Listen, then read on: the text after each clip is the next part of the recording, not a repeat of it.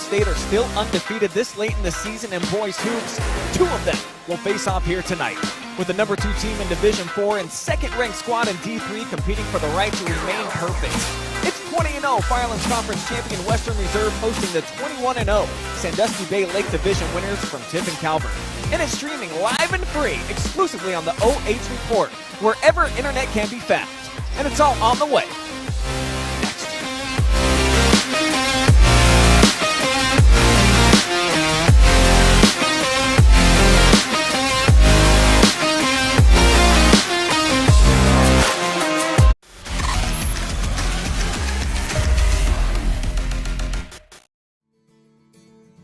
It's nice having that one-on-one connection with each one of your instructors because the class sizes are so small.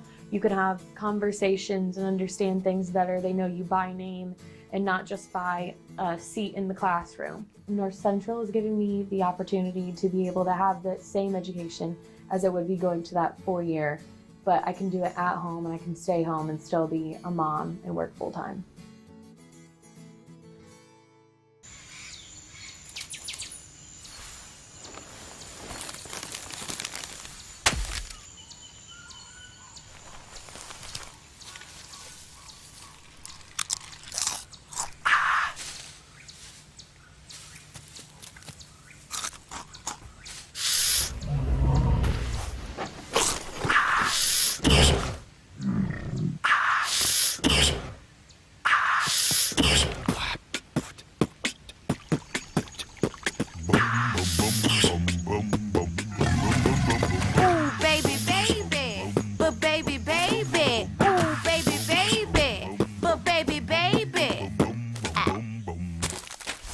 Nope. Ooh, baby, baby, baby, baby.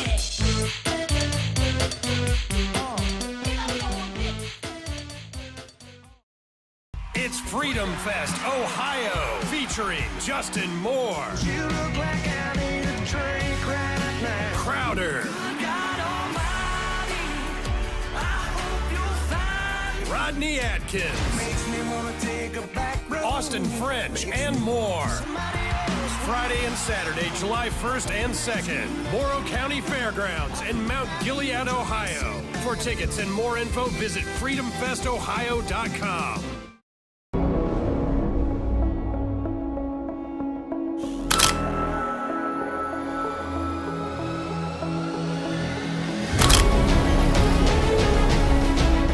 Nice look to Denbo. Regarding her beautiful Behind the back move. Oh my goodness, ankle breaker. And it's the shot. Wow. being aggressive in traveling or in trapping. Inside to Holloway. 2-on-2 fast break. Ramsey has it, takes it herself off the glass, and Curfew comes back.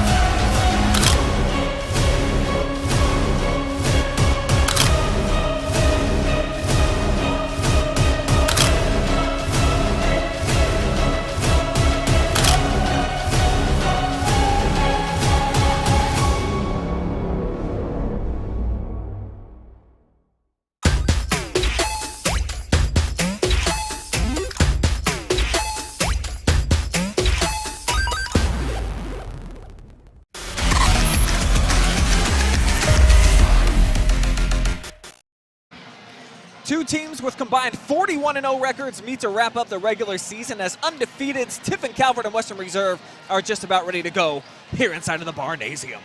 Good evening, folks, and welcome to Fabulous Collins, Ohio. My name is Brian Skronsky. I got the man Andy Jardy with me, and dude, you look at games like this, these are about as rare as a Mickey Mantle rookie card or something. It just doesn't come together this late in the year. Two teams, more than 20 wins into the year, still unblemished. Yeah, and it almost didn't even happen. I mean, they just came with this game just came about 2 weeks ago. This is just great, though. This is everything the sport is about. We've got two teams who are willing to give up their undefeated season just to play a game of this magnitude. And you look around, the joy, the excitement in this arena tonight is just it's palpable. I'm so excited. This is going to be a lot of fun. It was the longest line I've ever seen for a regular season game to get into a venue, so the Barnasium is packed out here tonight. Let's take a little deeper look here into the matchup.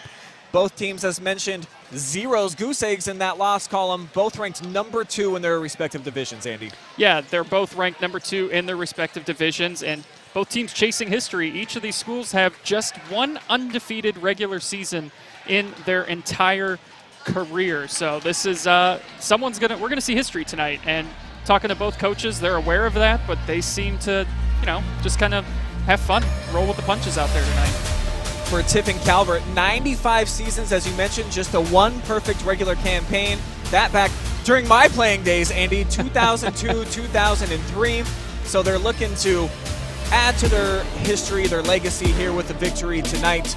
Number 1 seed in their D4 district as well. And you see that they've been putting a beat down on their opponents, over 20 points a game. They sure are, and they're also just a point behind Antwerp for the number 1 ranking in the AP. So if they were to get a win here tonight, there's a chance they could leapfrog and finish as poll champions at the end of the season. A big reason for all their success this season, how about the senior Garrett Spahn?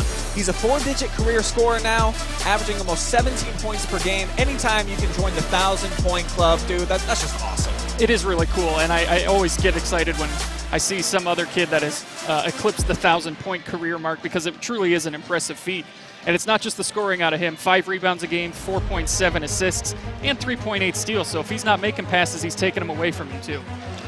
And I had a chance to talk to their head coach just a couple of minutes ago. Here's what he had to say about coming onto the road for this fantastic matchup. Joined now by 5th-year head coach of the Senecas, John Otterbacher. Fun season so far for you guys, and I was listening to some interviews with you throughout the year on TV, and it sounds like this team has kind of developed. Didn't really know what you had at the beginning of the year. What have you seen transpire that's gotten you to 21-0? The kids like to play hard together. They continue to work and continue to grind, and they just enjoy the game of basketball, and all the fundamentals that they've been taught for the last 10 years are starting to come together. And we've got good shooters, we got good guard play, and we got a post that's undersized, but he works extremely hard. Sounds like these teams are kind of mirror images of one another. Getting a win here, though, over Western Reserve before you go into tournament, what would this signify for your program, would you say? Western Reserve is a top-notch program, year in and year out, and to come in here and play and have the opportunity to play one of the best teams in the state is a blessing for us, and then we're going to do whatever we can to come and play well and hopefully come out on top. And to make my job easy, a top key for you guys. What do you need to do well to get a W tonight? 2 things: take care of the ball and control the boards. All right, thanks a lot for the time, Coach. Thank you. And then on the other side for Western Reserve here tonight, the first team in Firelands Conference history to win 5 straight in the league. So, I mean, this is a team that's already making history, Andy, and just looking to cement their legacy. Yeah, they really are. Just looking to continue building on what's been an incredible season and a chance to end it in the perfect way possible, undefeated on your home floor against another undefeated school. And their head coach, Chris Sheldon, 20 years on the job now. He's done such a fantastic job here with the program. Spoke to him a couple minutes ago about scheduling this on late notice and, what it means to his team to compete in a game like this. Coach Sheldon joining me now, 20th season now with the Rough Riders, and playing inside this gym, Coach, I imagine you got to be happy that this one's here. Unique environment, and I imagine there's going to be a lot of people wearing some blue tonight. Yeah, this place has been good to us for quite a while. There's nothing like a little good home cooking, and we're going to need it tonight because it's a really good basketball team we're about to play. And when you're playing a team of that caliber, you need every advantage you can get, and being at home tends to help, and hopefully that holds true tonight. And we were talking off camera about how this game came together over the last couple of weeks, and I think it took some guts on both sides to decide, you know what, we're undefeated, but we're going to put it on the line on the final day of the regular season. Why do you think that was something that you and your team wanted to do? A lot of people, I think, look at it that way. A lot of people think it's a lot of pressure, and I always told our kids this week, pressure's what the outside world puts on you. It's what you do internally, what our mindset is, and this kid's in this group's mindset is to compete. And they want to play the best of the best. And, win or lose, we're going to gain a lot of valuable experience from this opportunity. And, if we worry and fear losing, we've already lost. And this group doesn't do that. And I know one thing's for sure, we're going to give everything we've got for 32 minutes, and I just hope it's good enough. All right, both these teams bring a lot of high energy, Coach. I know that we should be expecting a very high up-tempo game. Thanks a lot, man. Thanks, guys.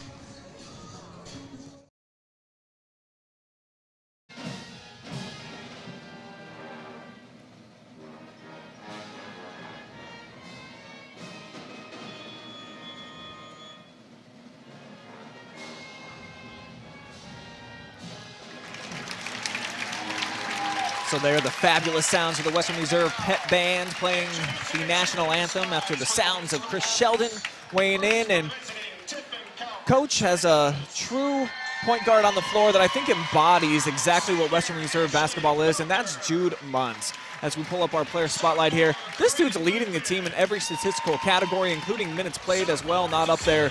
He just gets after it at both ends of the floor, and I feel like what he does translates and trickles down to everybody else. The aggression, the motor, always running. Yeah, he's the perfect leader for this Western Reserve team, leading in all of those categories, as you said. And this, I'm excited to see, and this is the first time I've seen Western Reserve in person. I know you've seen a couple of their games this year, but as good as advertised is what I'm expecting here from Jude Munns tonight. And both of these teams, they're so homogenous in their approach where just play as hard as you can for your few minutes that you're in the game and then come out and get a break. That's what I'm expecting to see from both of these teams. That's what's got them here to this point in the season, Andy. Now it's time to break down the keys to the game. What's actually going to equal a W here tonight? We'll begin with the visitors on the road here, the Senecas. I'll let you kick it off, man. But what's going to get it done for them? Well, it's really tough, right, to have a key to a game with both of these schools because they're Right. both undefeated. But honestly, if I'm going to have to say anything, try to limit the turnovers. You're playing on the road. That's always rule number one is don't turn the ball over, especially when you're playing on the road. It's pretty much a 50-50 crowd here tonight, though, as I kind of expected that Calvert was going to travel and this place was going to be packed. So it'll be a little bit of a neutral site game, but it's definitely got a tournament vibe to it. And I'm going with outrough the Riders, man. I mean, both of these teams are a little bit undersized, but what makes them special is they play more physical than their actual size on the floor, Andy. So I think, take it to them a little bit. Get chippy early on in the game and let them know you're not out here just for fun. You came to get a dub. On the other side for Western Reserve, got a fun one for you, Andy. I know. I was excited about this earlier. Little Jardyism for you, You know me if and you my will. puns. How about sting in swarms? And what that means is I talked about the rotation that they have. They'll go 8 deep. When you're out there for your 3 minutes, make sure that you are getting after it and that your little stings are hurting your opponent. Go on a nice big run, get some separation on the scoreboard, and let them know they're in your house, man. They're in your hive. And my other key, Brian, because I just think this is the most important thing. Have a fun time out there tonight. Hey. It's cliche, it sounds corny, but honestly, what more could you ask for as a player than just to go out there, give it your all tonight, and have a chance to make history? I think that's really going to be the key here tonight is whoever just goes out there and has the most fun. How much fun are these kids having right now, man? How much fun are you and I having? This is a blast. One of the great venues that I've been in because it's so small, quaint. Oh, yeah. Only 9 rows of bleachers in here, folks, so there's going to be some standing room only, no doubt about it, from what we saw in the parking lot. Heck, we got here an hour and a half before tip-off, and there were cars and cars and cars lined up waiting just to get in. Yeah, these fan bases know what this game means tonight, and this is just an incredible environment we have here. We might end up standing too, just to see, because we're tucked away up here. It's kind of like Cameron Indoor. We're tucked away, like up in the rafters, and we'll see what happens. But this is great. This is what you want for the last game of the regular season, no question about it. That'll wrap up your Milestone Event Center pregame show. Let's take a look at the starting lineups for both sides.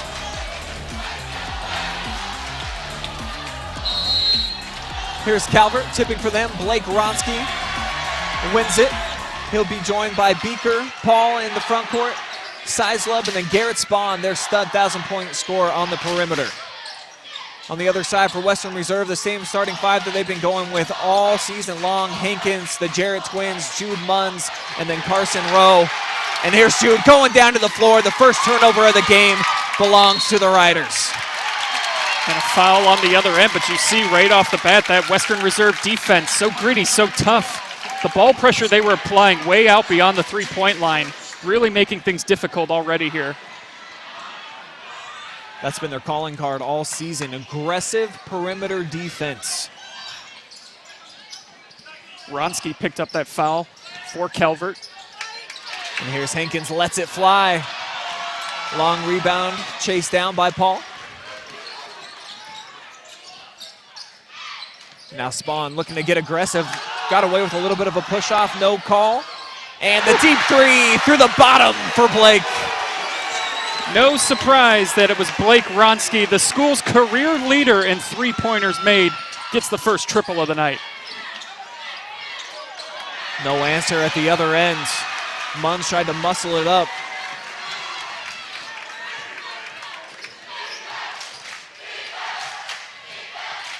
Here he is cutting off the baseline drive, but it's up a three straight away. Back-to-back triples. This time it's Paul. Two really good open looks and a great start here after that turnover on that first possession. Jarrett got away from everybody as he went left-hand dribble down the baseline. And the first points for the Rough Riders, ending that 6-0 run.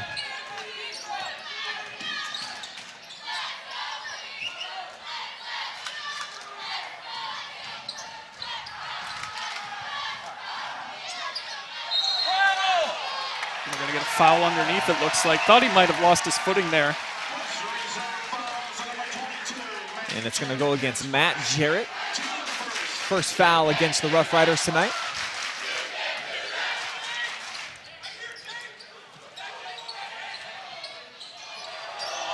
I'm not sure how these players out there are going to be able to hear anything the coaches yell to them because both fan bases are going back and forth with each other. I'm having hard enough time hearing you, Brian. We're sitting right next to each other with headsets on. Look out.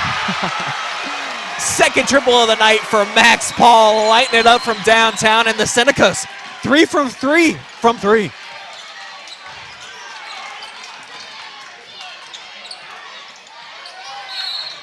Gonna get a hand check. It's gonna go against Paul, who's dropped a couple of bombs already. He has. That's first foul on him. And you're right, this is a hand motion kind of game for the coaching staff. Just hope that you have those in place. Verbalizing play calls to your players going to come at a premium tonight. Jarrett from the high block, hands it off. Now Jude's spin move so quick. Shot short though. And Munns 0 for 2 to start the evening. Good look for him, just couldn't finish.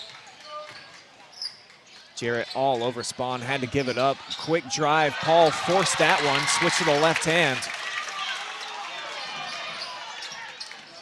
Now Jarrett to the 10, missed the bunny.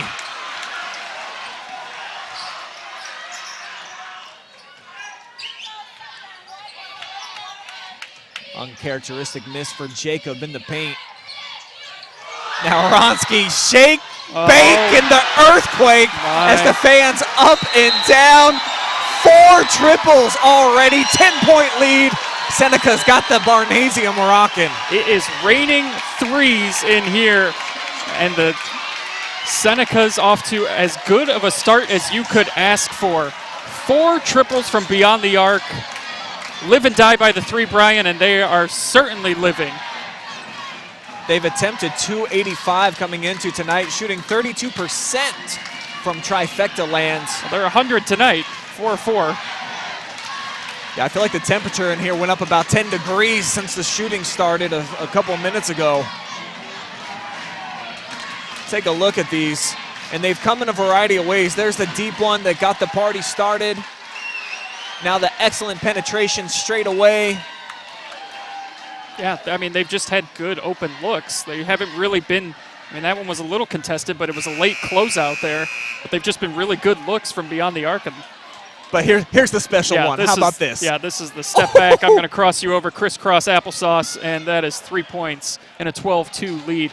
All coming, especially too, right? They turned it over on that first possession, and you thought, okay, you know, maybe they're a little rattled, and they recovered quickly. Seneca's going to pick up full court man-to-man.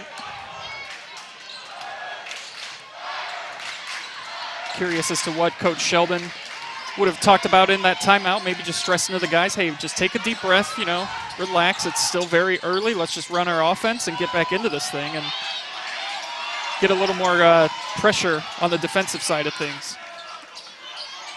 Saw the Rough Riders on the ropes on the road at Monroeville just last week. Able to pull out a win in the clutch, and here they are battling back already. Jarrett Matt from the corner.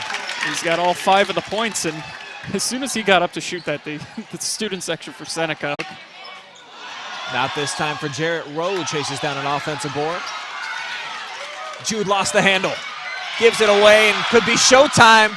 Spawn instead just lays it in. It all counts the same, pushing the lead back up to 9. 2 points are 2 points, and we'll take them however you get them. Nice easy layup there on the other end.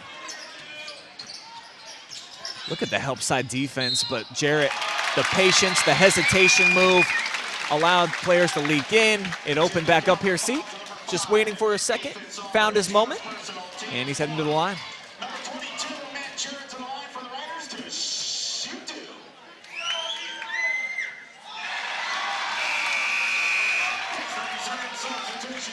Get a couple of subs coming in now for the Rough Riders. Gonna get our first look at Aiden Edwards, along with Chris Buchanan, who was the MVP on the road at Monroeville, had the clutch game-winning bucket. Comes up short on both of those, and all Aiden Edwards has done this year is chip in a nice 6.9 points off the bench. It's got to be one of the best in the area.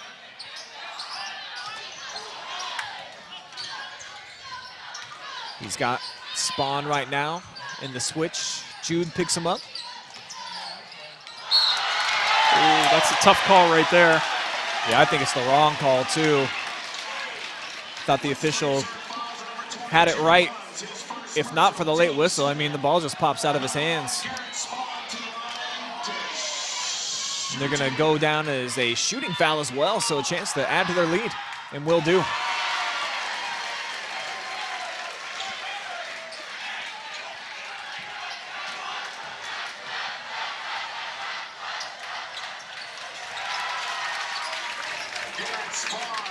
So 10-point hole here for Western Reserve. Just under 3 minutes to go here in the opening quarter. A couple of undefeated state-ranked teams going at it here tonight. And a big block shot. I think that was Paul who got a piece of it. Lisa Spawn at the other end, hanging. Won't get the friendly roll, not on the road. Just felt this entire gym tipped to the other side because the entire visiting section just jumped up thinking that was going to fall in for the and one, but go to the line and shoot 2 instead. And even though it's a small venue, I can't remember the last time that I saw 2 student sections that go from the floor all the way up to the top. Yeah, they've packed them in here. In fact, there was an announcement a little bit before tip-off. Everyone please squeeze in so we can get everybody in here. Yeah, you see there's probably a good 40 people that don't have a chair. Yeah. Just standing along the outskirts of the gym. So where does Western go now to get themselves back into this game? It has been a struggle for them early. That'll help. That'll help a lot. Hankins with the setup. Edwards with the triple. Coming in off the bench, unfazed. Hits the open 3 in front of the visiting students. That was almost over and back right there, actually. And you heard Chris Sheldon in the pregame and how he always is. Just a cool cucumber, never any pressure on him or his squad, or at least they won't give the impression or show it on the exterior. I don't think these guys are going to blink being down double figures early. No, and they shouldn't. I mean, you're undefeated. Like they've been challenged throughout the year. Buchanan off the kick out. Hankins almost line drive that baby in.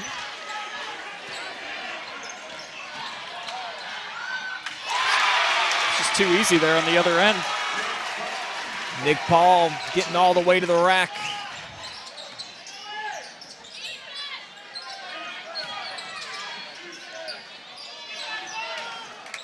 Nice pass. Yeah, this is what they do so well. Just can't connect on the final as it slipped through Rowe's fingers. And the Jarrett twins will spell out Carson and give Jude a quick blow. Yeah, I mean, there's a reason they've got 8 8 players averaging over 6 points a game. You can see how unselfish they are as a team, passing the ball around.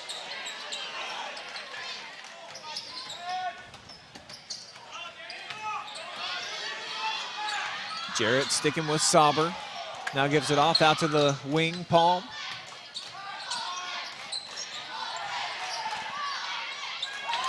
Excellent defense that time by Matt Jarrett, going straight up, not fouling Sauber as he got to the rim. Nice fake, nice drive. 2 nice fakes. That was slick. So Western again trims the deficit down to 9. 25 seconds to go. Wasting no time. Spawn right to the bucket. Well, you can see why this kid's got 1,000 career points, Brian. He does it all. That's going to be a foul from behind. 4th foul now against the Senecas. Both sides with 4 fouls as a team.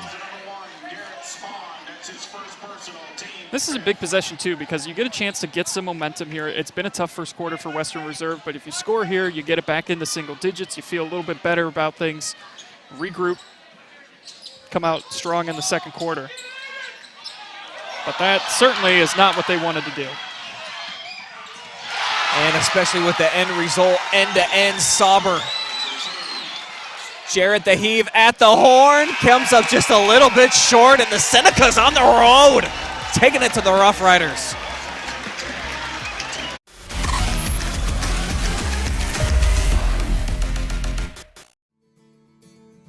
It's nice having that one-on-one connection with each one of your instructors because the class sizes are so small. You can have conversations and understand things better. They know you by name and not just by a seat in the classroom. North Central is giving me the opportunity to be able to have the same education as it would be going to that 4-year, but I can do it at home and I can stay home and still be a mom and work full-time. I got 2 feet on the ground, head flying in the clouds. It's just the little things, all of the little things. Hands up in the sky, it's all gonna be alright. It's just the little things, all of the little things. And love the little things, love the little things.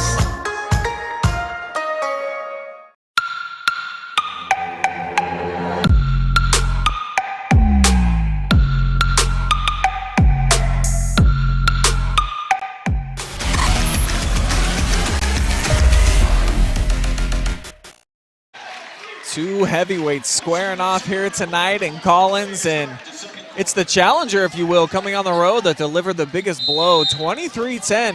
How about the start for Calvert here tonight, Jardy? Yeah, it's impressive. They came out, hit their first 4 3-pointers to build a 12-2 lead. Garrett Spawn had 7 points in that first quarter, and they really put the pressure on Western Reserve.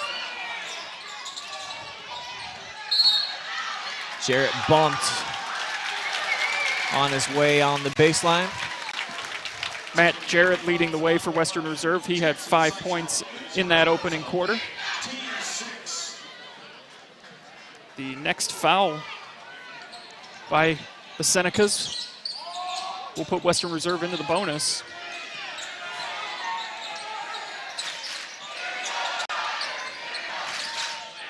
It could be a game changer for them to get back into the game, as that's way off the mark. Jude still looking for his first points. It seems like he's pressing a little bit. Yeah, and right now, Calvert is just attacking. They're getting after the ball a little bit quicker than Western Reserve, as you just saw on that missed shot there. That effort from Sizlove to go out there and get it. They're just a little bit quicker than the Rough Riders at this stage in the game. And for Western Reserve, they haven't played an opponent this year that likely has the quicks, the acceleration of the perimeter guys that Calvert is displaying here. Look at the ball movement and how quickly they get after you. Yeah, it's a clinic what they're doing right now offensively. Spawn with the kick out, 3, let it fly. Palm, too strong. Tipped up strong, board off the glass, and 1! Beaker heading to the foul line, and everybody erupting on their feet. over in the visitor bleachers. And again, you're seeing a little bit more of the attack from Seneca, going up there, getting the rebound. As Beaker between two Rough Riders, mind you, and he's able to get the bucket and go to the line to try and make it a three-point play.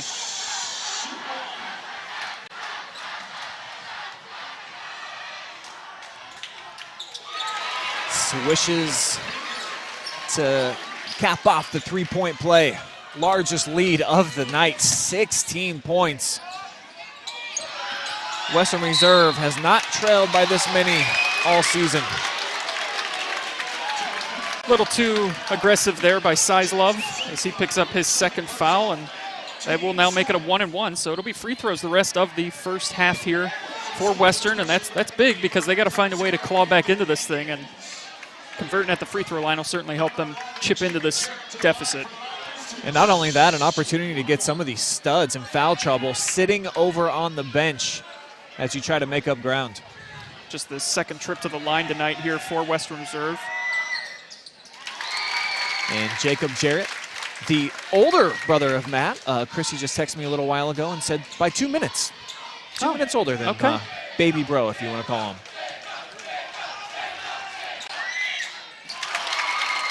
Knocks down both, and this is where Western Reserve is at their best. After made baskets, they like to get after you, get you scrambling a little bit offensively.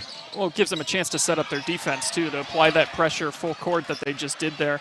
Nice job by Senecas, to break it, but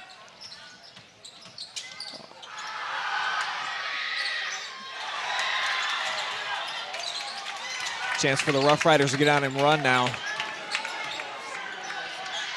Matt, clean look, drops it through the bottom.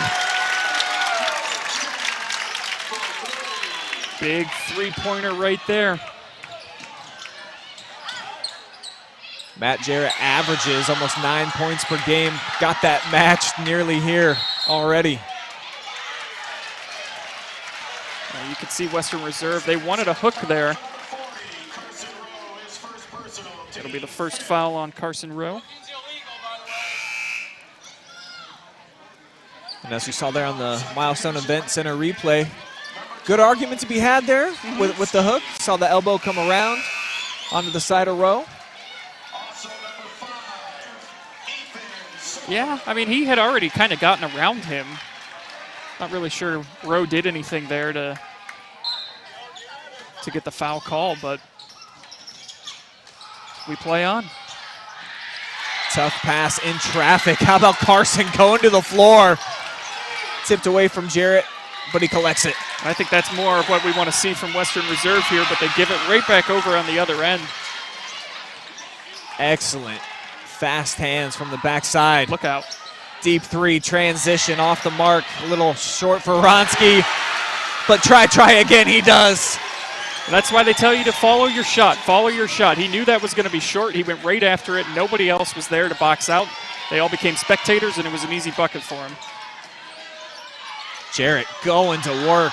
Overshot everything, but friends in low places. It's Carson Rowe. Carson Rowe, right place, right time. He's got 3 boards now on the night. His first bucket there.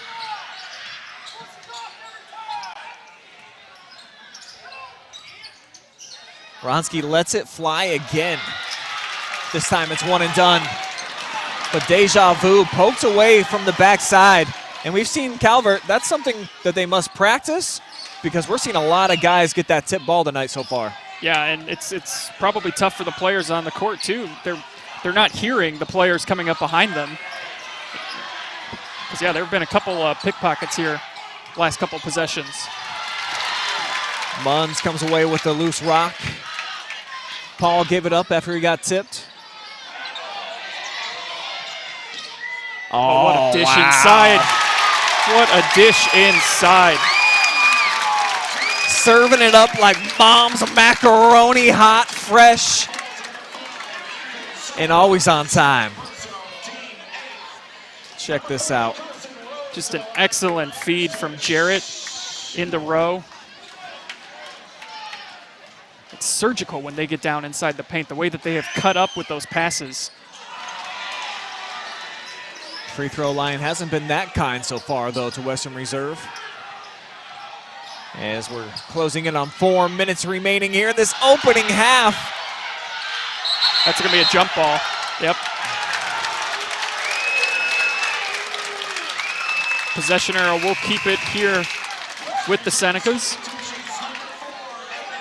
Saw a little bit of frustration from Nolan Beeker. Should have had the left-handed layup instead in traffic. A clean rebound, but just so many hands coming down on the ball. Bunch of hands in the cookie jar on that one, Brian. Everybody wanting a piece of that cookie, and Calvert going to hang on to possession. Looking to get it back to double figures as they move it side to side. Yeah, they've had a few empty possessions last couple trips down. Some of those threes have started to not fall. They haven't hit one here in the second quarter. 0 for 3. Yeah, after they ignited the party early, coming out hot, launched 4 consecutive triples.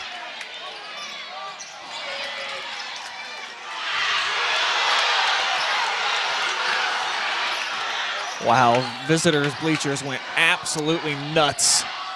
Thought there should have been a reach in against the Rough Riders on the full court D. And they're settling right now for these jump shots beyond the arc. This is a big chance here for Western Reserve. Couple of empty trips now. They have got to convert here on the offensive side of things. Hankins from the corner. Too much behind that one. Now Spahn looking to slow things down. The 4-year letter winner. Such a veteran out on the floor.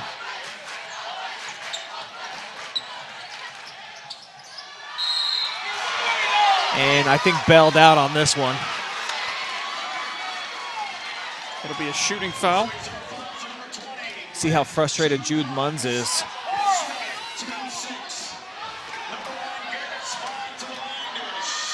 Second foul on Munns.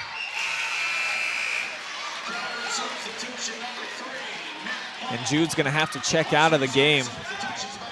Yeah, he's upset. He's not sure what else he was supposed to do there.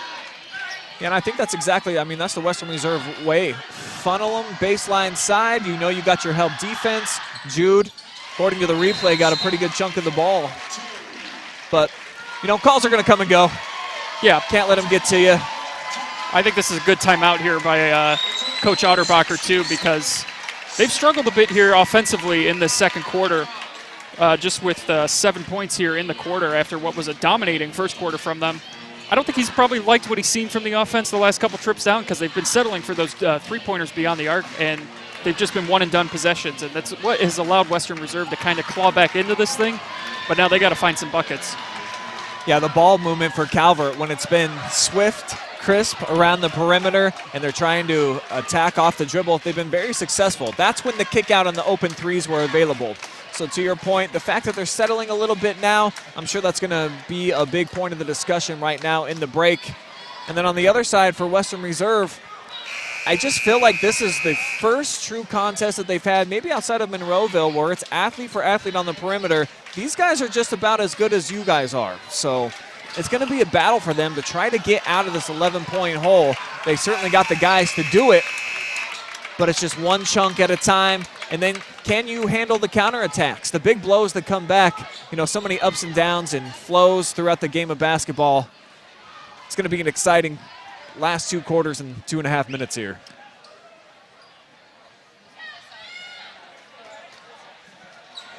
I think we got some condensation on the court, Brian. A little perspiration. Not surprised. It is quite toasty in here. Yeah, they keep it warm in the Barnasium. Which I'm okay with because it was, you know, it's been chilly last couple days. And I'm not sure what the max capacity in here is due to the fire code, but I'm thinking we're about a body or 2 over that. Yeah.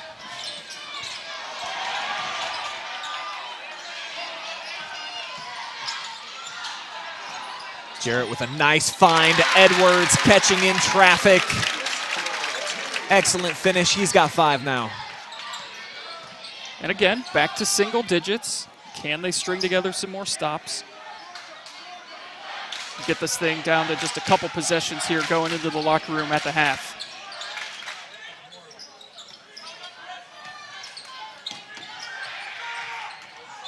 Oh, what smooth a crossover, wasn't it? He lost it, yep. So that's exactly the type of break that Western Reserve needed here to get back into the game. It was a superb crossover, though. Left his man in the dust, but Wronski just lost the handle on the way up for the shot. I want to give a quick shout out to everybody watching in Facebook and YouTube land. And as you see, the fan zone is up, so drop us a comment. Let us know where you're watching from tonight, who you cheering for. See Michael Sheldon tuning in from North Carolina, and the other Coach Sheldon, well, there's so many of them, but he got a #1 seed out there in the North Carolina district.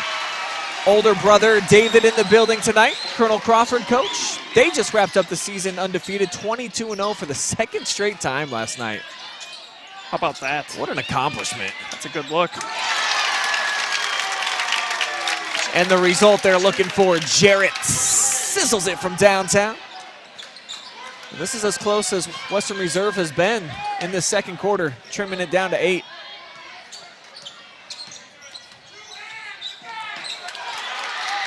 Edwards somehow didn't get the jump ball call. Great use of his body on his backside. Oh yeah, they're letting him play because that had to either be a jump ball or a foul. The fact that there was no call there was that's a head scratcher.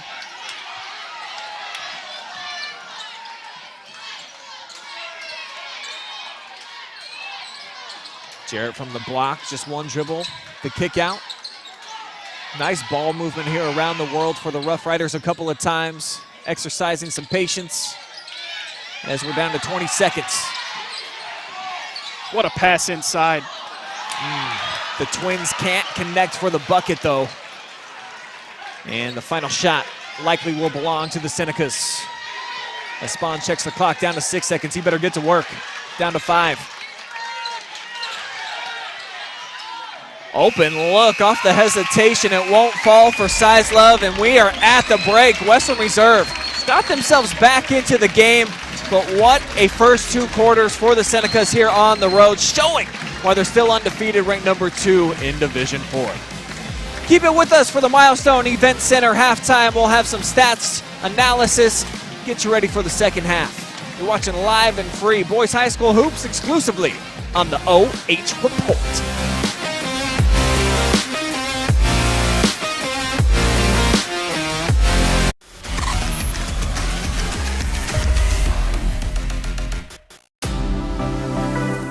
Hi, I'm OH.Report founder Brian Skoronsky, and you've just enjoyed first half action live and free exclusively right here on the OH.Report. But stick around, still plenty more to come right here as our boys high school basketball returns after this. It's nice having that one-on-one connection with each one of your instructors because the class sizes are so small.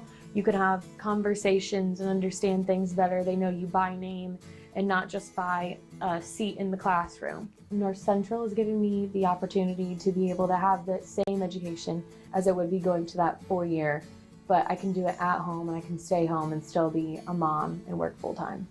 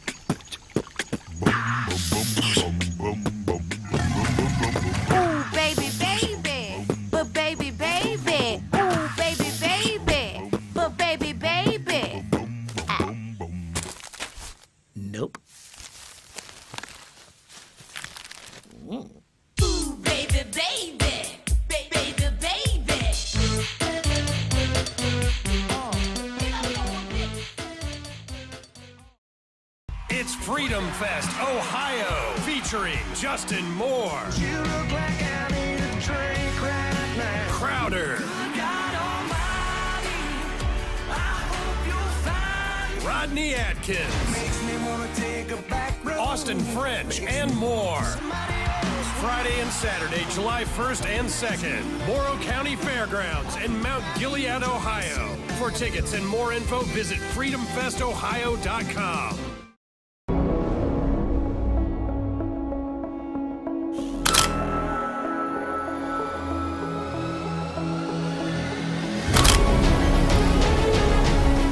Nice look to Denbo.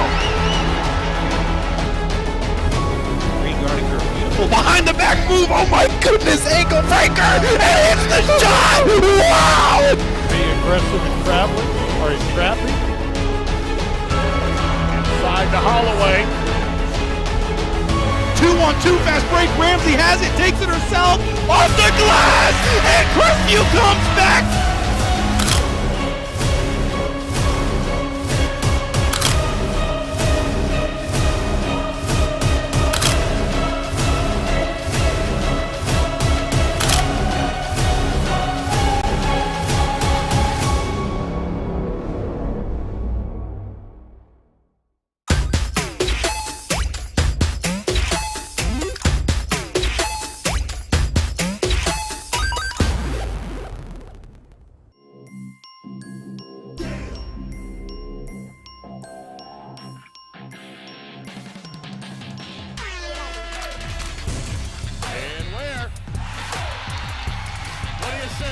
The exclamation point on the night for Maurice Ware.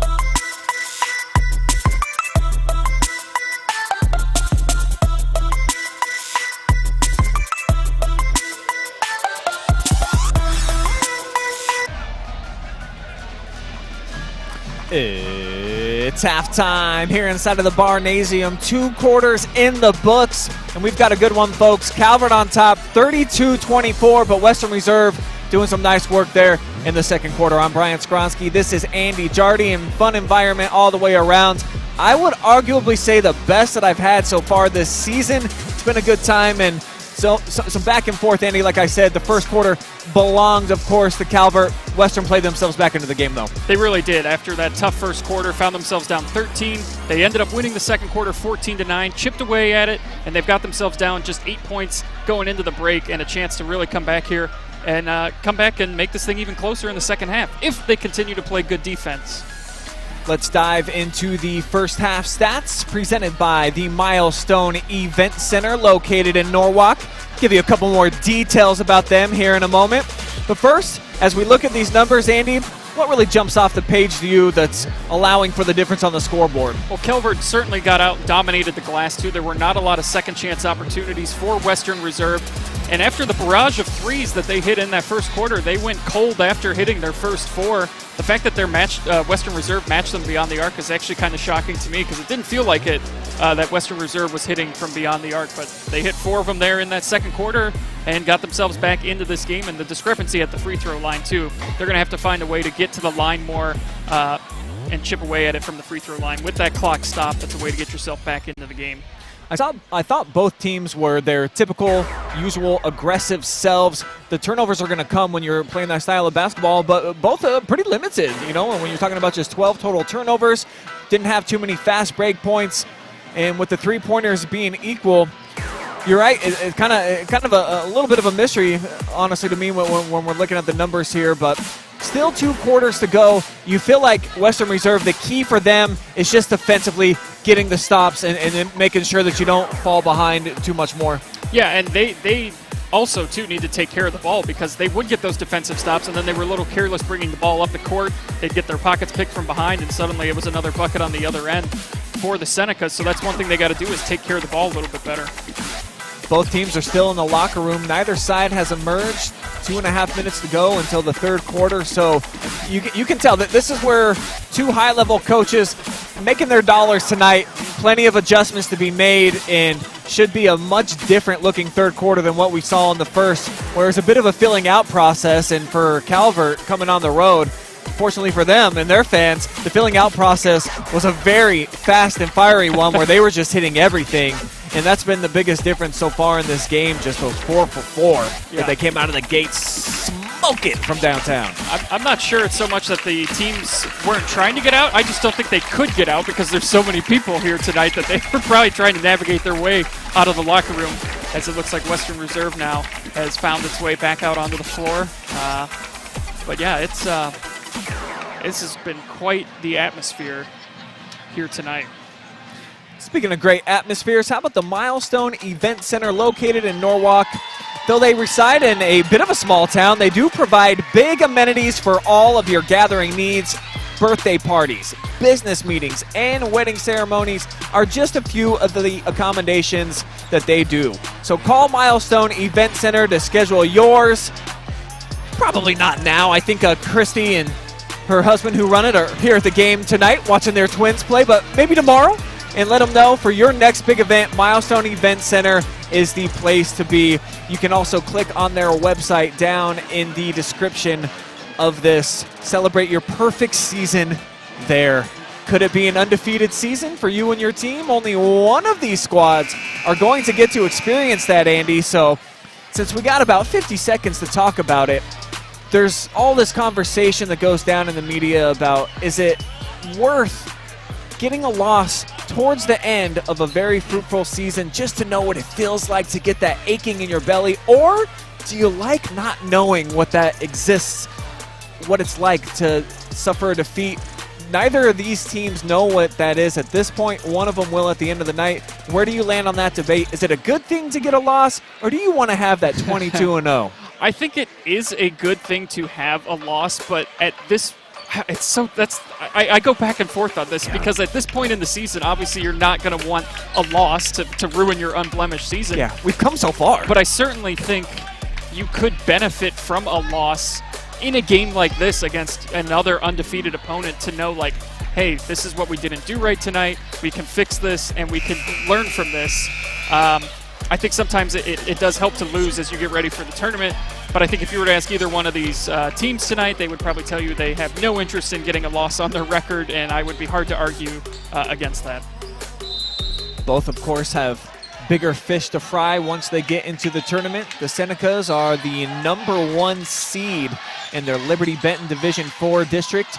Western Reserve, despite being undefeated, unfortunately for them, they play in a district with the #1 team in the state. They are the #2 seed in their district behind Colonel Crawford, who, as mentioned, their head coach in the house, David Sheldon. As Jarrett collects his own miss, but I think the second one got tipped too. Munns with the gamble. Probably got away with a little bit of a bump there on the defense. And now Calvert looking to settle in, but they give it away. Quick hands by Jarrett. 2-on-2. Oh, what a between the legs! What? Are you serious? Crafty is the perfect word for what we just saw from Jacob Jarrett. It's a 6-point game. 2-possession game now, Brian. I don't think there was any doubt that Western could come back into this game despite that slow start. I mean, these teams are undefeated for a reason. That was the exact quote from Chris Sheldon after trailing by double digits on the road at Monroeville when he came over to talk to us after the game in overtime. He's like, there was no doubt in our mind. Brian, Travis, I don't know why y'all are sweating it. Now here's a page out of my playbook when we're out on the court together, Brian, as you see that nice pass or dribble between the legs there to get the bucket from Mr. Jacob Jarrett. Here's Matt's twin brother drawing a double team. Now Carson Rowe, plenty of space, short arm the shot. And Beaker had to go down to his knees to secure the rebound, but they do.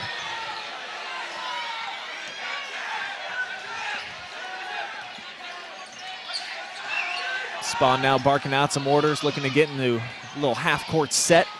Spawn leading the Senecas in scoring. He had 9 points in that first half. 7 of them coming in the first quarter. Beautiful hesitation. Ronsky hanging. He'll shoot 2 at the free throw line as Rowe came over. Picked up the personal foul with the help side D. It'll be the second foul on Rowe. Blake on the season, the best foul shooter on the club, 79%. Got an excellent looking stroke. 6'3" senior guard. Having a phenomenal season.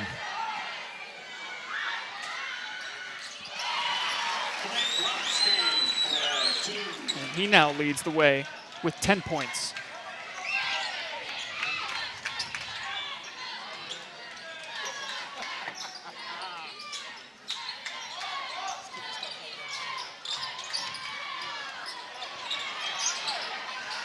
Jude lucky to be able to get it there out of the scrum. Now Jacob with the feed from his brother, got it stripped away. Great hands underneath. Jackson Sizlove just took that one away. That was for sure going to be a bucket, but Sizlove active on the defensive side of things, forcing the turnover. Again, want to encourage everybody to drop us a comment who's watching on Facebook and YouTube right now. Let us know who you're cheering for tonight. Just your general thoughts on the contest as things pop up. Get the conversation going, the game within the game. Have fun with it. Also could end up on our fan zone. Ooh.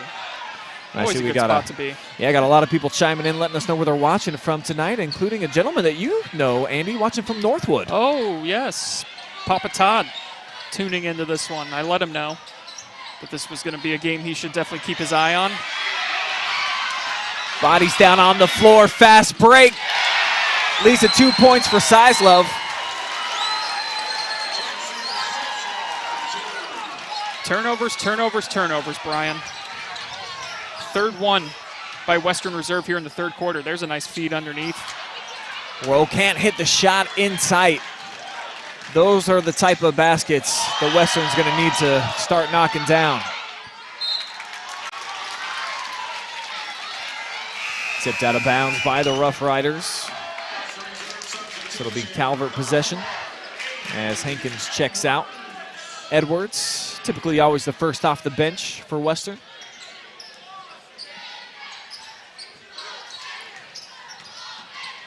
Paul with a good feed in traffic, left hand through the bottom for Beaker. Chris Sheldon wants a timeout. Saw his team come out in the third, playing some solid basketball. Now the last 2 minutes, the script has changed a little bit, and you see Calvert starting to flex a little bit. Yeah, a great response from them too, because this was down to a 6-point game. They've since now gone a 6-0 run to push this lead back out to 12. Good timeout here by Coach Sheldon to try and get the guys refocused and to come back in this thing, because they were working. It was working what they were doing, and now suddenly back down by 12 again. Yeah, I think it's a perfect timeout. It's such a calm, collected team. Just talk things over a little bit. You were just playing some solid hoops that got you right back into the game, and then plays like this is what's got Calvert pushing things back out to a double-digit advantage. There's going to be runs in the game of basketball. That's just how it goes. Can you alleviate now that little 6-0 run that we just saw, get a bucket, and get some good juju flowing back in your direction? That's what it's all about, Andy. That just is. Withstanding those counter punches. I'm still just shocked. Munns, Brian, still hasn't scored tonight. It's been a tough night for him on the offensive side of things. It's been defended well and shading a little bit of help, and just the help side defense in general, I think, for Tiffin Calvert. Yeah, he did have some foul trouble too there early. Matt Jarrett got it sent right back to Papa. Good hands there by Paul. Now he uncorks one from downtown, not this time. Edwards with the tip to Rowe, missed another bunny. And the Bronx cheer from the Western faithful as they're happy to see a call go against Calvert.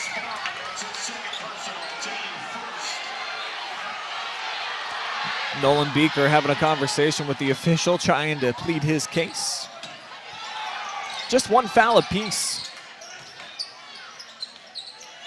But they need that one. And they'll get it. Matt Jarrett delivering again. His second three-pointer of the night.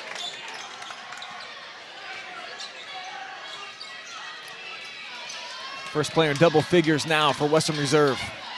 He's up to 11.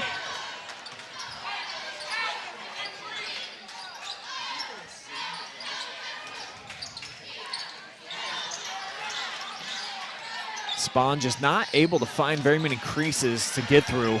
Said they set it up, three-pointer straight away. Tip to Edwards. And the Rough Riders got a 5-on-4. See if they can take advantage. How about Jude? Can't get in the scoring column. And he's a little bit upset with himself. Yeah, it's just been a frustrating night for him because he got there. Probably thought he was fouled too, but he just couldn't get the bucket to fall, and it's just been that kind of night. The loose ball foul actually went against Carson Rowe. That's his third. So Carson checks out. Buchanan back into the mix here for the Rough Riders. And a breakdown on the defensive side of things. And Sizlove delivers. Jackson Sizlove, just like he did in football. Outstanding receiver getting into the open field. Split the seams right there. Jarrett back the other way. Was able to get Spahn up off his feet defensively. So we'll have a couple of free throws and a chance to get it back to single figures. That is the third foul now on Spahn.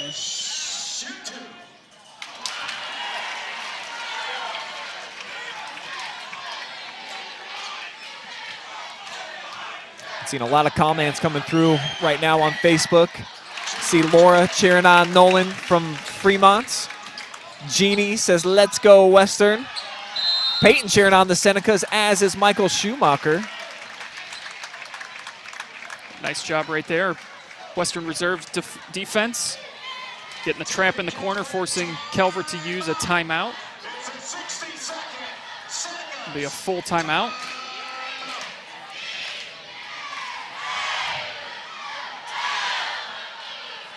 Just taking in all the sights and sounds right now. This is high school basketball at its best. Small town, electric atmosphere. No other place that you'd rather be here in the area. This is a perfect Saturday night for Ohio Hoops right here. Two of the best in the state going toe-to-toe, Andy. And right now, I think Calvert's exercised enough excellent plays out on the floor that they've kind of showed that they're very capable, man. They could be the best team in the state in Division IV. Yeah, they've certainly showcased why they're undefeated tonight. They've just been a little bit quicker tonight, I think, to the 50-50 balls. They've dominated on the glass, and they've hit shots when they've needed them. Even though they've struggled at times, and this was down to a 6-point lead, they quickly found 6 points and pushed it back up to 12. So they've been able to answer anytime Western has kind of come back into this thing. And the possession arrow will keep it with Calvert. But this is just all Edwards. Yeah, it really is. I mean, the spark that he provides off the bench for them is, he'd start just about anywhere else. And he could start here, but I think they like what he brings off the bench. And here he is disrupting, getting in the passing lane. Some guys just have the mental edge coming off of the bench, Andy, that's their role. And I feel like that's Aiden Edwards. He's a true sixth man. He enjoys it. He likes being like, hey, I'm going to be the first dude to come in, go as hard as you can for the first 4 minutes of the game, and then I got your back, whoever I check in for. It's like in baseball when you've got a starting pitcher who transitions to the bullpen, and suddenly it's like, hey, okay, I know my mentality. I'm going to be that guy that as soon as there's that first substitution, it's me. And you come in and you play with that chip on your shoulder kind of mentality, and he's certainly done that this year. Just getting it in before the 5-second count does Spahn, who finds a little sliver. And after a rattle around the rim, sends it through for another bucket. Not supposed to get those kind of rolls on the road, are you, Brian? Well, boy, did Munns need that one. Did he ever? First points of the night for the leading scorer for Western Reserve. We'll see if that settles down, Jude. Yeah. Not that he's really been like pushing a little bit, but maybe it just gives him more confidence on the offensive end to start shooting a bit more. Sometimes that's all it takes is just to see that first one go down. Bit of a break this time. Paul had nobody within 6-7 feet of him. Just missed off target with that three.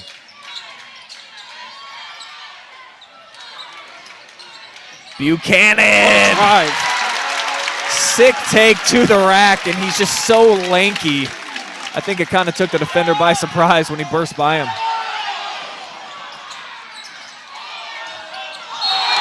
Offensive foul heading the other way. Beaker, a little too aggressive on the drive and the spin. Well, I don't know if Munz is in any of the feeder classes here, but that was a pretty good acting job there on the flop. He sold it. I give him credit. He sold it, but I think he flopped on that one. It's like a real estate agent knowing that there's a leaky roof, but still sealing, closing that deal, baby. Getting it off market. Not that real estate agents would do that. Never. I know a lot of them, and they're all outstanding people. Just a metaphor.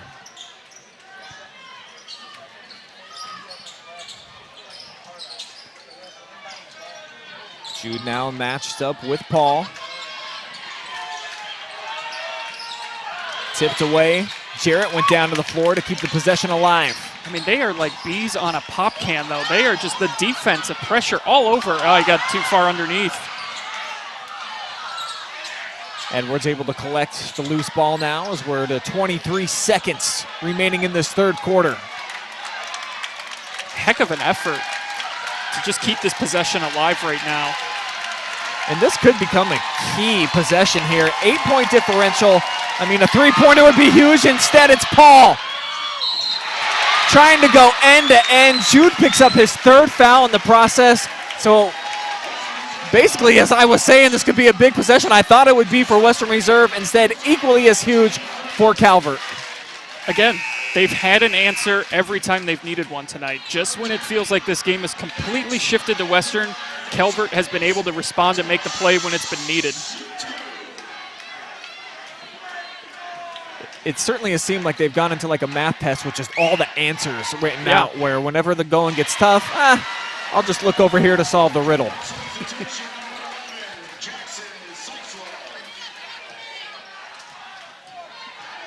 6'4" senior looking to cash in both. Does just that. How big was that? So Paul makes it a 10-point game. Edwards trying to trim it to 7. Can't do it. We head to money time. Calvert in pole position, looking to go 22-0.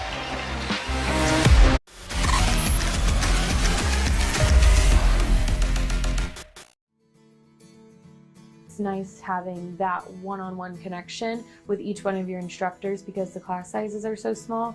You can have conversations and understand things better. They know you by name and not just by a seat in the classroom. North Central is giving me the opportunity to be able to have the same education as it would be going to that 4-year, but I can do it at home and I can stay home and still be a mom and work full-time. I got 2 feet on the ground, head flying in the clouds. It's just the little things, all of the little things. Hands up in the sky, it's all gonna be alright. It's just the little things, all of the little things. Oh, oh, oh, oh, oh, oh. Love the little things, love the little things.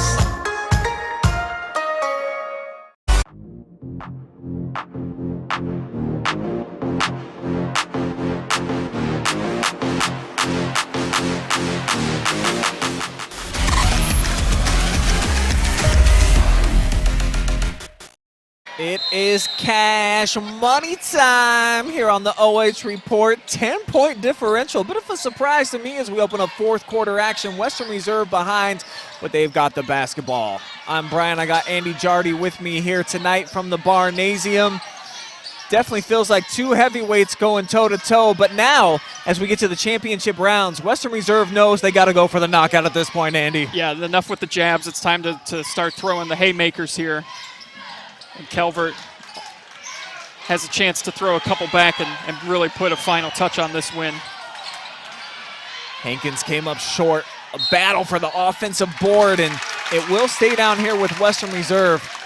It seems like just about every single rebound, there's like a scrum going on. This has been great battles for every possession tonight. Yeah, it really has. We've seen a couple rugby scrums out there tonight, but you're right. It's like as soon as the ball has a chance to be taken, there's about 4 or 5 guys there trying to get possession of it. Bit of a break there for the Rough Riders as Spawn tipped it off of the side of the backboard, the restraint. Yes. Fired up his go-go gadget arms there and just jumped up and swatted that thing away. Here's Munns. Quick trigger. Kaboom!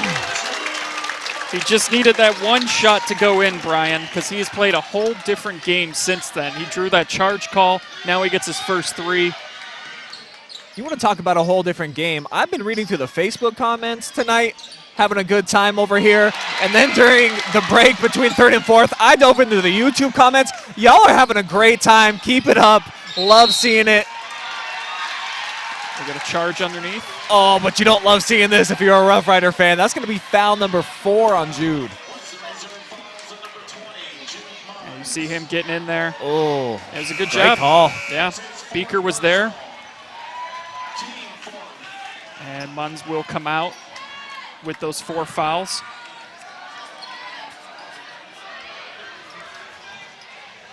So the ball handling duties now will likely fall onto the shoulders of both of the Jarrett brothers.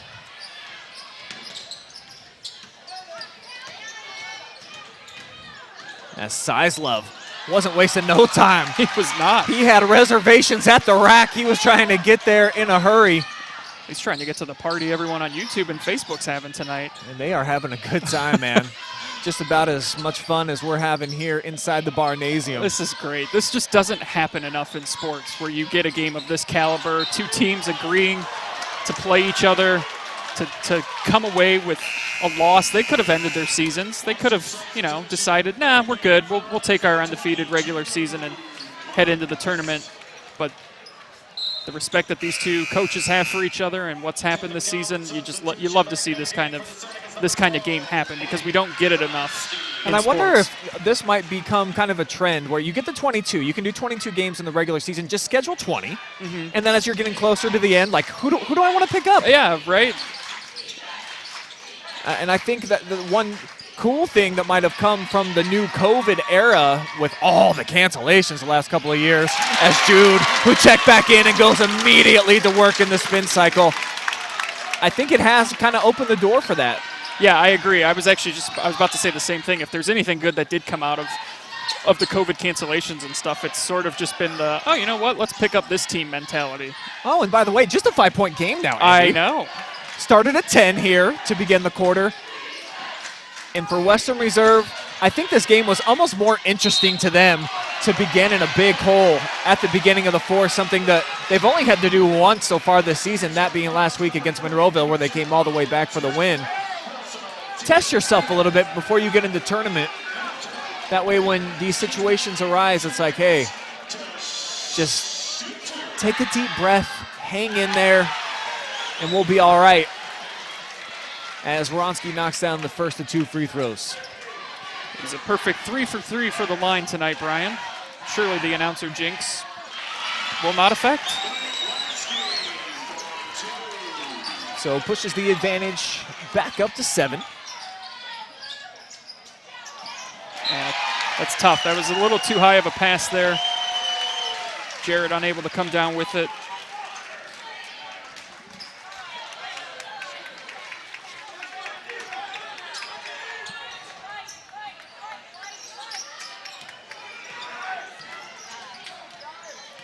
Sabor's looking to unload it. Now he will. And Paul, who was firing early, a little bit shy on the perimeter right now, and maybe the clock being the biggest factor, Calvert not wanting to rush into their offense because, hey, time is on your side, baby. Let this 5:07 trickle away, and you got the dub. Yeah, you're suddenly going to be running out of the number of possessions you're going to get, so it is imperative right now for Western Reserve that they lock down defensively because they're not going to get too many more chances here. If Calvert decides to go this route and start milking this clock. Well, they're doing an excellent job here on this possession. That was like 50 seconds. Yeah. But it ends up with a miss. Buchanan through traffic. Jarrett down to his backside, but the count continues. 6-7, no problem. Jude across the timeline. Jude's got to be careful with those 4 fouls, but he will not be denied. A good timeout here by Coach Sheldon. And all of a sudden, Jude Munn's 9 points. The senior leader of this team, just as we mentioned, embodies what Western Reserve is all about. Starting to pick up this game when it matters the most. Back to a 5-point game. He didn't get his first points until that third quarter, and now he's up to 9. 7 of them coming here in the fourth quarter. So in crunch time, Mr. Munns stepping up to the challenge. And in crunch time for your next event, make sure that you consider Milestone Event Center located in Norwalk. Though they reside in a small town, they do provide big amenities for all of your gathering needs. We're talking birthday parties, if you got a business meeting coming up, even a wedding ceremony. That's just a few of the things that they can accommodate you for. So make sure that you call Milestone Event Center soon. Schedule your next big day. So now a chance to set their full court defense, apply the pressure. And this thing has not been closer than 5 the whole night. It was 12-2 early. Yeah, if you're just joining us, it was a barrage from beyond the arc for Calvert. 4 for 4 from downtown to start the night. And they haven't hit one since that first quarter.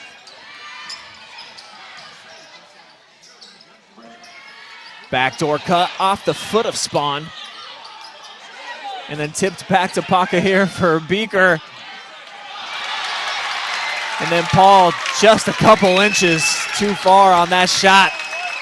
So the Rough Riders a chance to get as close as they have been since the opening seconds. Buchanan launches. Won't explode one through the bottom. But Edwards with a big offensive board. Sure was. He just leaped up there. Now Spawn will clear, so no points for the Rough Riders on that possession. Had good looks. Had good looks.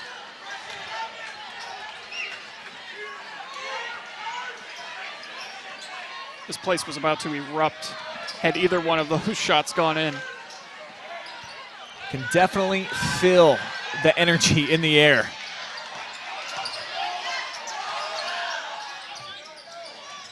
Great look, Paul off the bounce. And a turnover.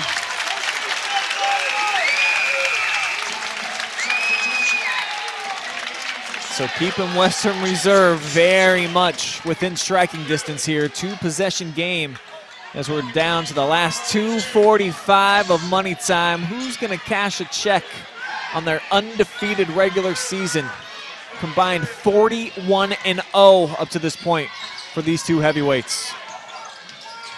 Western Reserve, by the way, has won 39 straight here at home. That a program record. In danger, though, of resetting back to 0.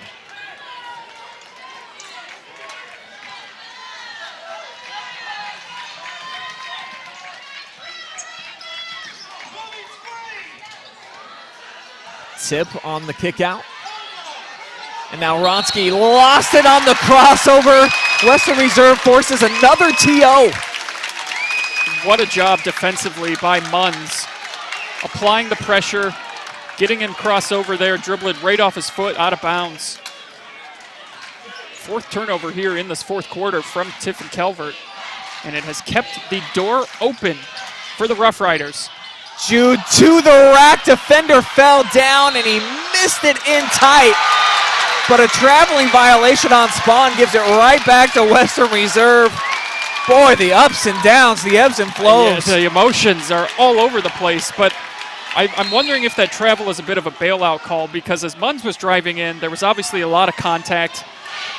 It was either going to be his 5th foul or he's going to the line. I don't like that they didn't call nothing, and I don't necessarily like that they called the travel right there.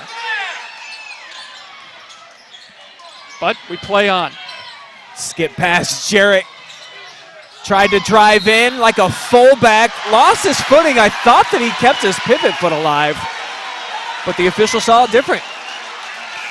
Get a clean look on the Milestone Event Center replay. Oh, there's no question the pivot foot's down. Yeah. Ugh.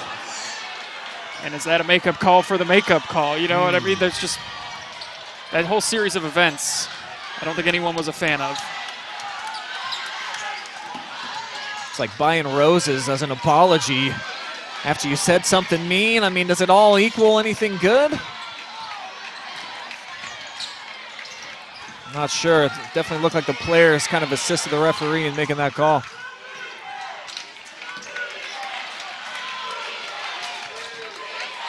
So Western still needs to commit 2 more fouls to put them at the line. There's a big miss, though.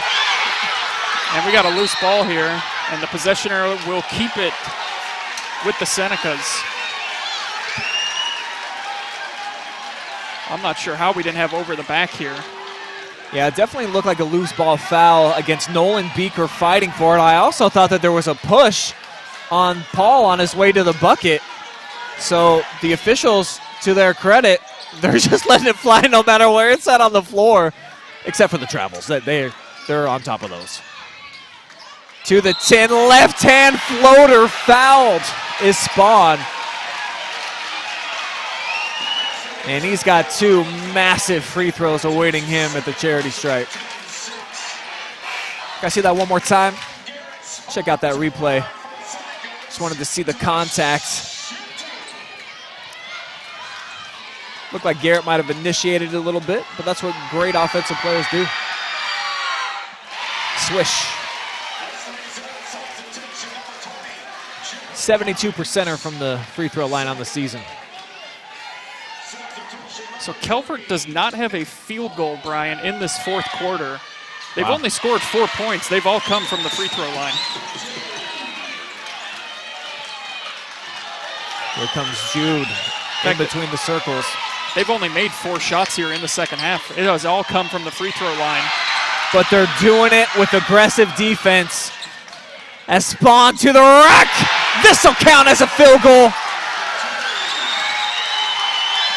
And that should all but slam the door on Western Reserve. Though we're going to get a blocking foul. It'll be on the floor, though. No shots coming up here for Jarrett. Quite a finish for Garrett Spawn with the 2 made free throws, then creating the turnover, getting the big bucket there. Double clutch, shot won't go. And you're starting to see the writing on the wall a little bit more clearly now. But did we just turn it over? I think Calvert wants a photo finish here. They're not interested in having that 3 lengths in between him and the second place pony. I mean, I looked away to see what was happening with the students, and suddenly it was a turnover. I missed that one. Yeah, there were some good dance moves going down in the student section over on Calvert's side. That's what also had my eyes funneled over there. We've also got students standing on our line of view.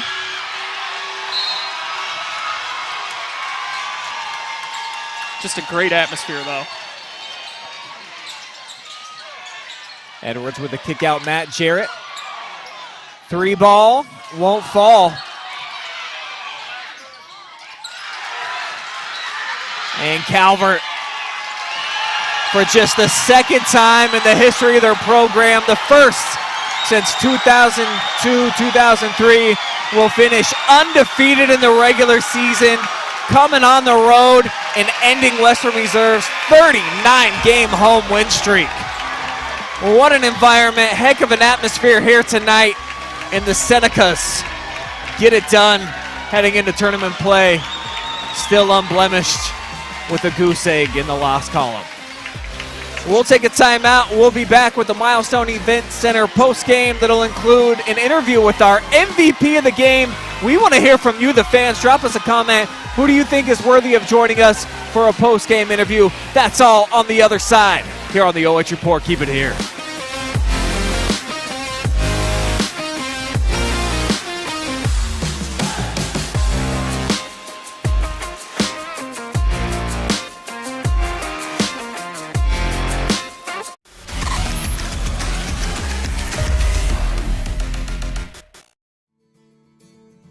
It's nice having that one-on-one connection with each one of your instructors because the class sizes are so small. You can have conversations and understand things better. They know you by name and not just by a seat in the classroom. North Central is giving me the opportunity to be able to have the same education as it would be going to that 4-year, but I can do it at home and I can stay home and still be a mom and work full-time.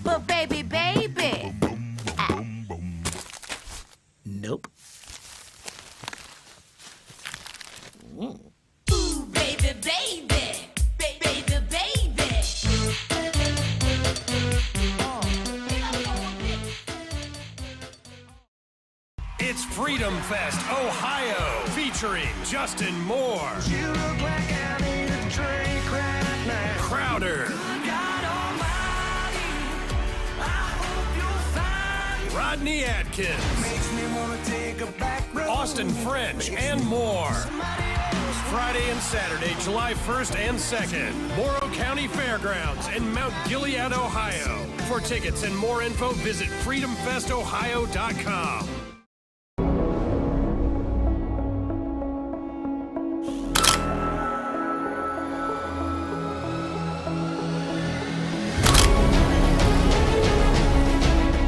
Nice look to Denbo. Regarding her beautiful behind the back move. Oh my goodness, ankle breaker. And it's the shot. Wow. Being aggressive and traveling, or he's trapping.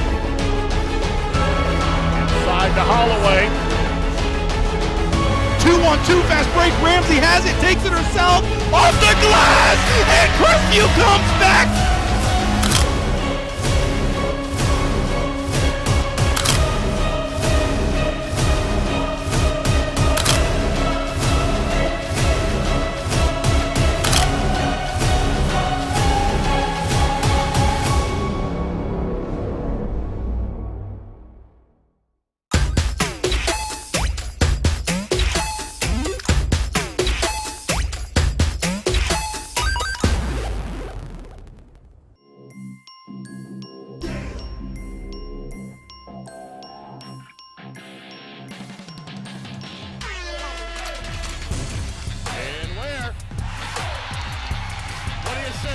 The exclamation point on the night for Maurice Ware.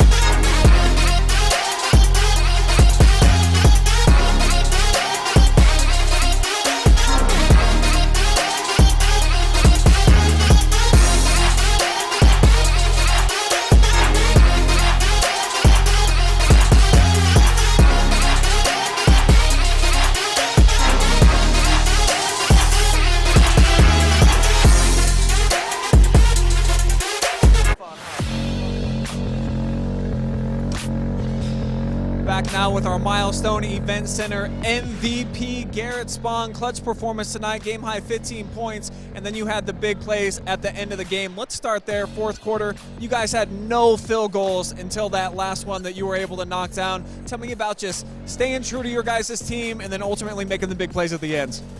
Yeah, we struggled a little bit, in the fourth, but we knew if we just kept going and kept trusting our coaches and trusting each other that all the pieces would fall in place, and they did. And it seems like that's been the case for you guys all season long. I heard you tell your teammates this is proof that hard work pays off. What has it been like on this journey so far to 22-0? I mean, I've been playing with these kids. We got 8 seniors I've been playing with them since 4th grade. So, I mean, since then we've been dreaming of, going to state. We haven't, not necessarily going undefeated because that might sound like unrealistic to some, but we just been through a lot together, and 22-0, baby. Yeah, just the second time in program history that you've been able to accomplish that. You do it, too, on the road in this type of environment. Is this the craziest gym that you've played in so far this season? Yeah, without a doubt. I mean, this place was packed when I was shooting around for warm-ups 45 minutes, to go with the game. And, yeah, it was crazy. Western Reserve, they're a great team, and I'm just happy to get out here with the dub. So you guys cement your legacy as the second team in program history to finish the regular season undefeated. A lot more still to come for you guys. What are some expectations that you and the senior class have been talking about? What are you trying to do in tournament time? At the beginning of the year, we start off with 2 goals. It's win a district title, win a league title. So we got the league title taken care of, and now we got to focus on the district title and so on from there on out. Well, you guys got a heck of a team. I would say that you out-Western Reserved Western here tonight just with the aggressiveness, the intensity. It was a pleasure to watch you guys play, and we had a big audience watching, a lot of fans of yours. If you'd like to give a shout-out to anybody who might be watching right now on the internet, now's your chance. Probably my grandma. I think she's watching, so shout-out to you. All right, our MVP presented by the Milestone Event Center, Garrett Spahn. Congratulations, big performance, man. Thank you, I appreciate it. All right, we'll throw it up to Andy now. He's got your final stats. Our MVP here tonight, and he's MVP in Grandma's heart tonight, too, with that shout-out there at the end. What a game from Garrett Spahn, 15 points here. And Calvert has done just the second time in their history an undefeated season, as they haven't done it since the 02-03 season. As we take a look, though, at some of those final numbers here. And for Calvert, they hit those 4 threes, Brian, in that first quarter, and then they didn't hit one the rest of the game. But it was the discrepancy at the free throw line was really what stood out here.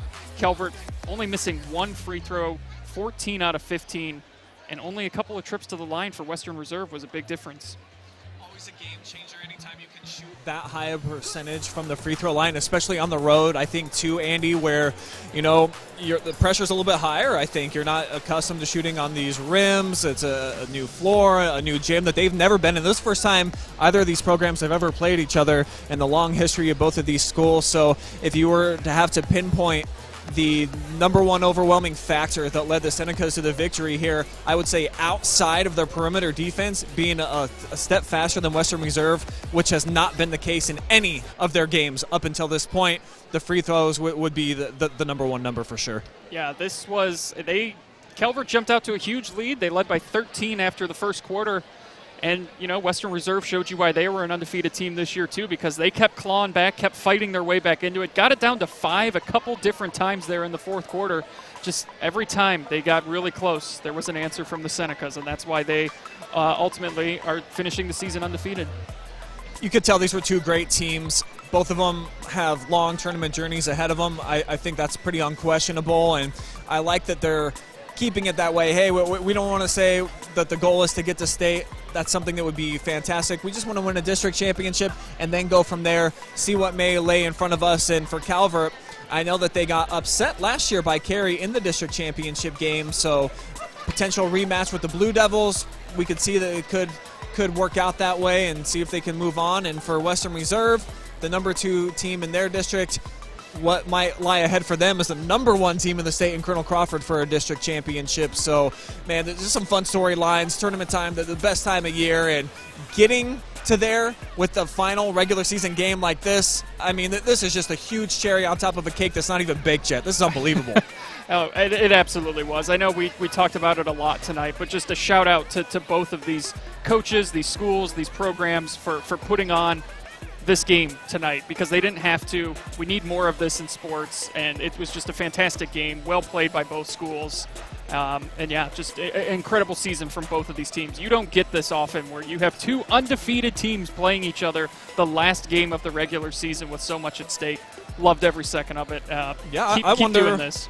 I wonder if it's ever happened. You know, I haven't really gone that far back in the history books. When you look at to start the day, there were only 6 teams in the state of Ohio that were undefeated, so there's only so many matchups you can even make anyway. So for both of them to play in the final regular season game, this was a treat, unlike one that I personally have experienced. I've seen teams that have been undefeated against a one-loss school at the end, but never 2 undefeated. So it could be a trend, Andy, and I am curious to see, like what Western Reserve did this year in Calvert as well, maybe just schedule 20 or 21 games, and then as you get closer to the end of the year, see what type of season you're having. If it's a fantastic one, test yourself one last time before the tournament. Why not, man? I mean, for Western Reserve, we talked again during the broadcast. Is it good to get a loss? Maybe it will be for them. Could be. To see, hey, we've been the team all season long that our engine revs a little bit higher when we're in third gear than our opponent. Not tonight. It was the Senecas that had that going on, so they've seen it, and they know what the next level looks like. Yeah, now you know what you have to do because they just didn't have that extra effort tonight that the Senecas had. So you learn from it, and you now know what it's going to take to beat a team like the Senecas.